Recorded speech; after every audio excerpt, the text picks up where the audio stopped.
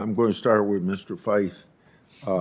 We're all concerned about national security and the data flow and we're concerned about consumers making sure that their technology is protected.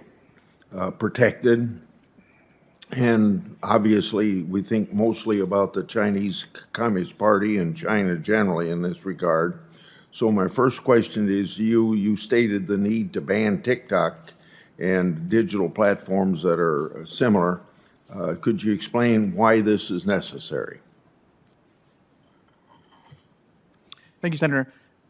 The threats posed by TikTok and, as your question suggests, by other platforms, and there are many that are subject to the same Chinese Communist Party influence and control and subversion, involves both data that would flow out of the United States to China and the data, in a sense, that that flows from Beijing and its political edicts into our digital economy.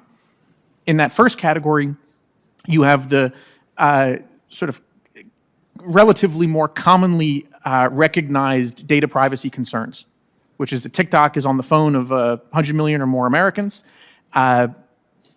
TikTok, in public statements and in congressional testimony, has given a whole range of often contradictory and questionable answers about how they can possibly keep that data that is on American phones and in the TikTok app from the Chinese Communist Party, given the nature of Chinese law.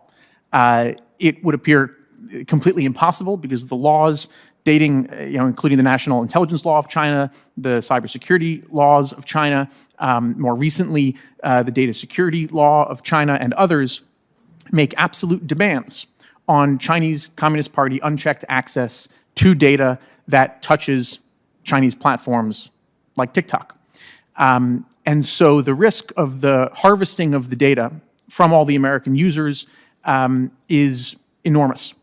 There is also, though, the somewhat less widely recognized set of risks involving the effect of the export of censorship from the Chinese Communist Party to the American public, when so much of the American public relies on this platform for news about the world, news about our elections, and possibly the news in future circumstances that might involve Taiwan, might involve different actions in which the U.S. and China are adverse. And the ability of TikTok to be a platform for the mass manipulation and even mobilization of American users, dictated and consistent with the hostile political aims of the Chinese Communist Party, to which TikTok has to answer by virtue of Chinese law, is a very grave threat. What other countries that we have to worry about getting into our Americans' data? Are there other countries that are the same problem as China or near that?